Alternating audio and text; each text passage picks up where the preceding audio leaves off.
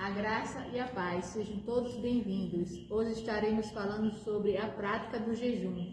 A graça e a paz. Nós vamos falar brevemente sobre a prática do jejum. Muitos têm questionado nos dias de hoje se essa prática deve ser exercida. Nós devemos praticar o jejum nos dias de hoje. Esse ensino ao qual a Bíblia nos orienta, muitas pessoas têm questionado. Alguns líderes até mesmo hoje estão dizendo que jejum é coisa do passado, que não há mais necessidade disso. E outros jejum por outros motivos, o jejum para deixar de tomar Coca-Cola, deixar de assistir televisão. O que é o jejum? Para que o jejum? Quando? Quem deve fazer o jejum? É sobre isso que nós gostaríamos de falar. Eu gostaria de compartilhar o que se encontra no livro de Lucas, capítulo de número 5, a partir do versículo de número 33, diz assim: Disseram-lhe eles: os discípulos de João jejuam com frequência e oram, como também os dos fariseus, mas os teus comem e bebem. Respondeu Jesus: podeis fazer jejuar os convidados para o casamento enquanto o noivo está com eles? Dias virão, porém, em que o noivo se ausentará. Então, naqueles dias, jejuarão.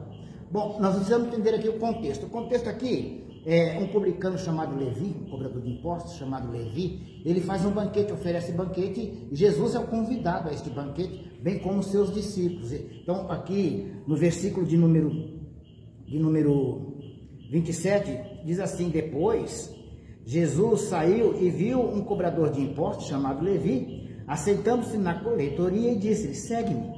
Ele, deixando tudo, levantou-se e o seguiu.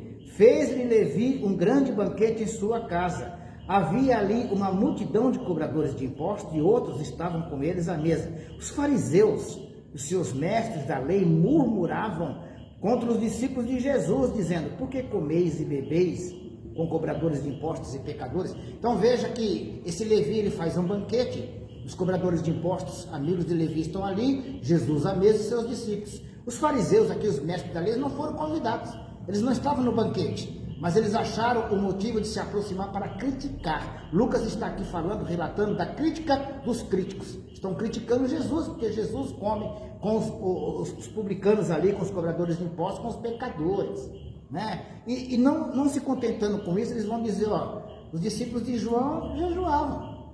E ele está dizendo assim: os seus, além de não jejuar, ele diz assim: bebe e come. Além de não jejuar, bebe e come. Então Jesus foi ali esclarecer aos discípulos e aos que estavam ali sobre o jejum. Primeiro, nós precisamos de entender que o jejum é uma necessidade do cristão.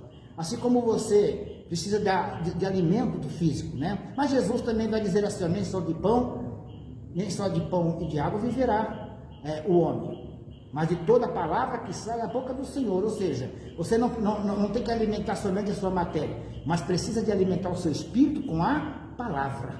É necessário você alimentar o seu espírito. E o jejum é uma maneira de fortalecer o seu espírito. Essa luta que tem contra a carne é uma maneira de você se ausentar dessa carne, dos desejos da carne, e entrar numa atmosfera espiritual.